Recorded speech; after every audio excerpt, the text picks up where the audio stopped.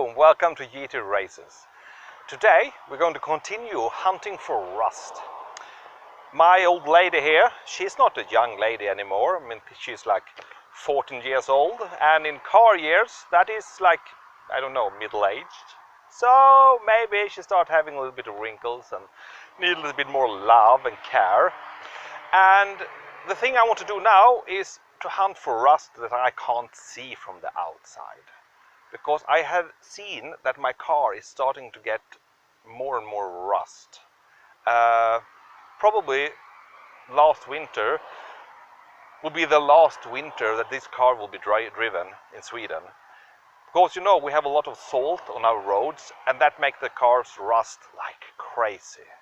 And I see small spots a little bit everywhere that rust is coming now. And I want to stop it. I want to get her completely rust-free in the end. But to be able to do that, I need to find also the rust on the insides. Like in the summer, you remember with the sills that were like, you know, completely rusted from the inside, and then poof, they go right straight through the metal. And the thing we're going to do today is look at the rust on the inside of the trunk, in the sides. In the edge between the plastic and the metal. I have saw some videos on YouTube, not many of course, unfortunately there's so little videos about GTs, but I saw a man who opened up everything and tried to remove the bumper, and when he did that I saw how much rust he had on metal on the inside, the ledge, what do you call it, that has 3 screws that's holding the plastic bumper. So today we're going to open up the sides and go in and look. Maybe also we'll look at how many screws you need to remove the front bumper. I don't think we're removing the front bumper today, but we can look at how many screws are there.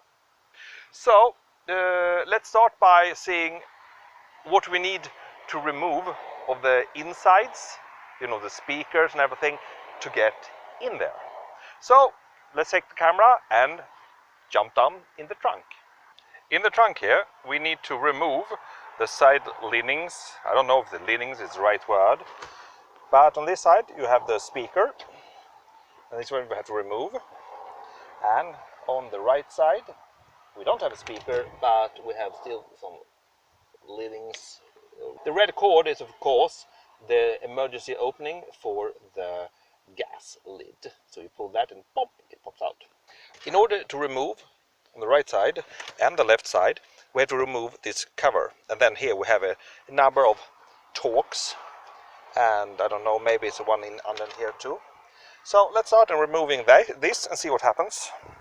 Well, that was pretty straightforward. As you see, 4 torques, and they hide a Phillips inside that goes in there, and that is like, and they have it's like a loose shelf, no, not shelf, I don't know what you call it, cylinder in here. But I thought it was broken, but it's not broken actually. It goes out here. It's probably because maybe you don't want to lose the screw, so it will be still in the one place. I don't know, but never mind that. This one is now free, and we can start seeing how we remove. I think we start with removing that one and that one first. I think now everything should be loose. I've been checking. I don't see any more screws in here, and you see it's just the lining is just pushed into place underneath. So let's see if we can take this out with just one hand. Well, I think this will actually work. I hope. Need to let it. Maybe do I have to? I think I should be able to twist it out without having to loosen anything more. Can look inside a little bit. It looks good inside so far, but it goes underneath the small compartment here. Maybe I have to try to remove the whole plastic side here in order to look all the way. Well, let's try that. And if we open here, we have one screw there and one in there. Let's start with those two and that one, those three, and see what happens if we can get it to pop out. There was one more screw. Let's see if I can see it. You see one more screw underneath there. And when I released this screw, I think that I need to bend this out in somewhere. Probably I found one more screw underneath here for the whole compartment side. So let's take that one and then try gently, see if we can pop it out. And always, I'm so stupid. I never look at everything before I start. I just start doing things and then I'll see what happens. But sometimes it's a good thing to first look what to do and then do it. But I never do it because I tilted the back seats and looked in. Then realized, wait a minute, it goes all the way. And there we have a screw. Maybe that is the one that is holding everything. Because now, since I took up the golden one that was straight up there, look, it's completely loose. Except for there. Such a miracle. So let's just remove them, then we should be able to take this out, I hope. Okay, one screw there, one screw there, one screw there, two straight in like that and one up there, so 6 in total. But now you see, now we should be able to get this one. Oh, what was that? I don't know, some plastic. See now. So now it's loose, and then we have the cable. We'll try not to break the cable because we want this inside. No, but it feels like, you see, this one have a, a plastic lead edge here, and that goes underneath this plastic detail that is connected to the seat belt. Yeah, we have nothing here, no. Okay, let's try and pull this out a little bit in some way. As normal, this one was just pushed in place. You see that metal peg there. Then you have a little bit guiding plastic thing there. But I just had to pop it out, and I don't see. No, this one was the only thing that holds this in place. Then of course it's stuffed inside of the, probably in the side here. But I think this is enough, because now I can get this screw out, and if I take this one out, then this should pop out now. And yeah, now everything is loose. I just need to check some things, because it was a small clip that broke off and fell off before, but I don't know from where. I'll have to see if I find it. It's not from here, inside here. Oh, here's the light, so well, everything is loose now. So let's see. I had to remove the little plastic plug there, so I can take the whole side, and you see, move it like this. I will see now. Here we have the inside. Damn, this looks, what is this? This piece of plastic foam here goes all the way, probably goes around. Yeah, it's probably for isolation.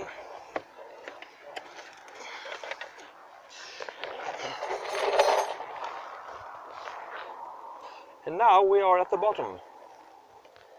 And so far, so good. Damn, I see no rust at all. Very nice. But where is the screws that holds the... I thought it would be screws in here that holds the plastic bumper. Am I wrong? I know there's a couple here and underneath. Maybe it's in the wheelhouse. Now we have a better view of everything inside here. We have some electricity, of course, coming here to a, I don't know what that is. We have some isolation in a plastic box. Probably has something to do with the petrol. Could be that, because of course this is for the lights,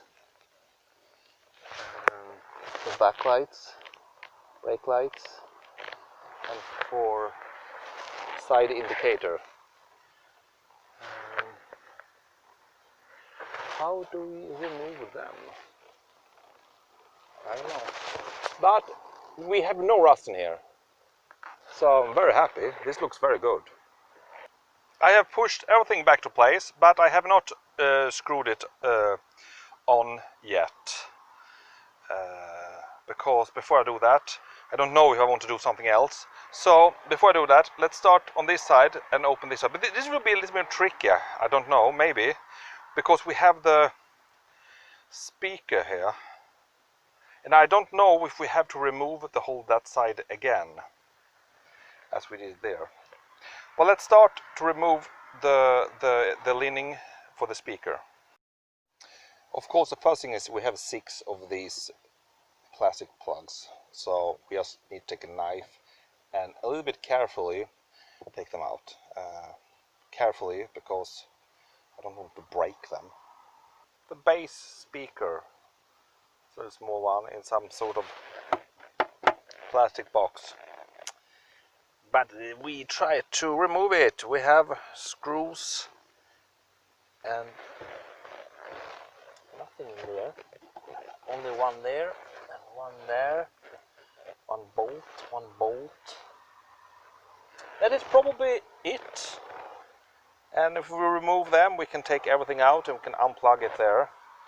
And it's a Bose, I don't know that brand. And look at that, the boom box is out. Well, this is just a sound, what do you call it? It's just a sound box, empty. With, here you have the details about it. Alfa Romeo Bose, numbers and when it was made. And as I said, on the front is Bose, what's the Schäfernacker? Schäfernacker, I don't know what that is. Well, let's try to remove this carefully and put it somewhere. And now we are inside here. Here we have another thing that I have no clue what it is. It's a metal thing with a cooling fins. A lot of electricity. I don't know. I will not touch it, just in case. See if we can get this out easier on this side. Yeah, this side is much easier. Maybe here we don't have to remove this compartment and the 12 volt. And we have the same thing here. We have the foam for isolation and soundproofing. And when you look inside, everything looks very good. And remember, on the other side, I said that where's the screws for the plastic front rear bumper? Couldn't find them, but now I looked up here they are. And here, finally, we have rust. It's not much, it's actually the screws. But look, it looks like mold, right? And it's rusting, of course. And if the metal screws are rusting, they will of course contaminate eventually the rest of the metal. But I don't like that we have molding in here. Is it that much humid?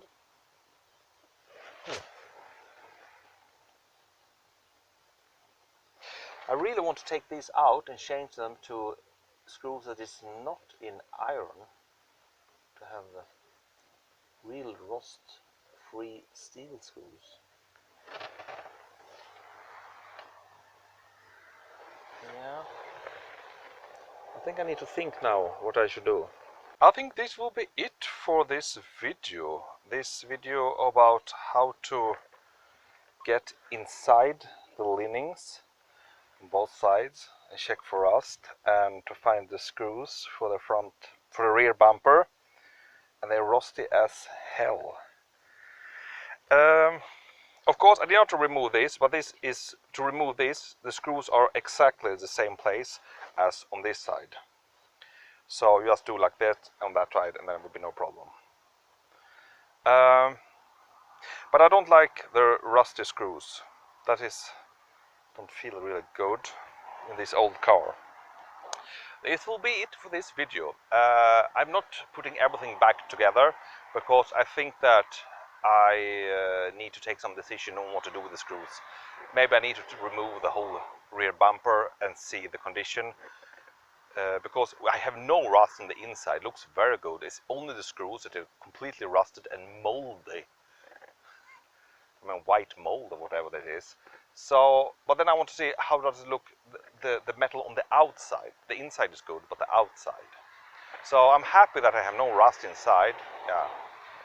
But that will be maybe a separate video. Maybe I do it tomorrow. I will go back and remove the whole front bumper and see how it looks. But until then, I hope you like this video, and I hope you have some help if you need to remove everything inside the trunk. So, goodbye, and have a very good Sunday. Is it Sunday today? I think it's Sunday today. Goodbye.